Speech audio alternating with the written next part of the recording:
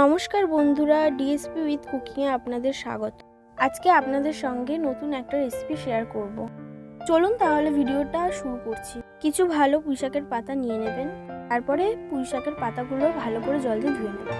এখানে আমি 4টে পাতা ধুয়ে নিয়েছি। একটা পাত্রে 4 চামচ বেসন নিয়ে নিলাম, 2 চামচ কর্নফ্লাওয়ার দিলাম। বাড়িতে যদি কর্নফ্লাওয়ার না থাকে চালের গুঁড়ো দিতে পারেন। স্বাদ মতো লবণ দিলাম, সামান্য পরিমাণের হলুদ দিলাম, অল্প লঙ্কার গুঁড়ো দিলাম, সামান্য পরিমাণের কালো জিরে দিলাম, পরিমাণ মতো জল দিলাম।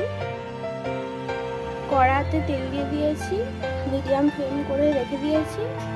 বেসনটা গোলার সময় খেয়াল রাখবেন গোলাটা যেন পাতলা না হয়ে যায়।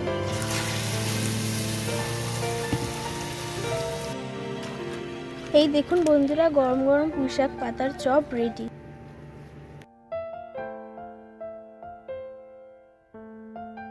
ভিডিওটি কেমন লাগলো কমেন্ট করে জানাবেন, আর ভালো লাগলে চ্যানেলটি সাবস্ক্রাইব করে নেবেন। দেখা হচ্ছে নেক্সট কোনো নতুন ভিডিওর সাথে। টাটা।